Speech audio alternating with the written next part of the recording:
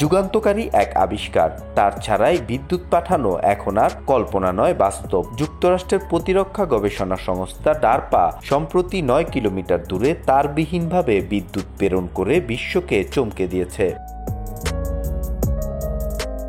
এই সাফল্যের মধ্যে দিয়ে স্মার্ট সিটি, মহাকাশযান, সামরিক ঘাঁটি, এমনকি দুর্গম অঞ্চলেও বিদ্যুৎ পৌঁছে দেওয়ার এক নতুন দিগন্ত উন্মোচিত হয়েছে।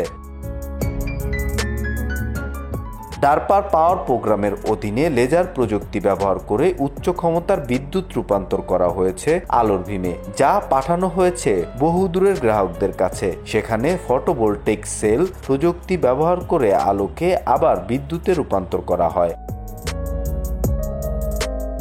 ডারপার দাবি, তারা 2025 সালের মে মাসে 8.6 কিলোমিটার দূরে 800 ওয়াটের বেশি শক্তি পাঠাতে সক্ষম হয়েছে।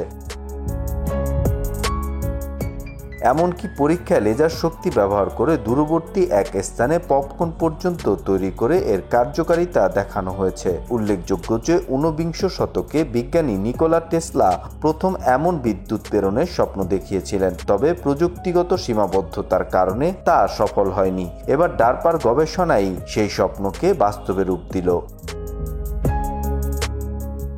বিশেষজ্ঞরা বলছেন, এই প্রযুক্তি এখনও প্রাথমিক পর্যায়ে। নিরাপত্তা সবচেয়ে বড় চ্যালেঞ্জ এই প্রযুক্তির, কারণ উচ্চগতির লেজার ভুল লক্ষ্যবস্তুতে পৌঁছালে তা হতে পারে মারাত্মক ক্ষতির কারণ। তবে যথাযথ নিরাপত্তা প্রোটোকল ও অবকাঠামো নিশ্চিত করা গেলে এটি হয়ে উঠবে আগামী দিনের বিপ্লবী শক্তির সমাধান।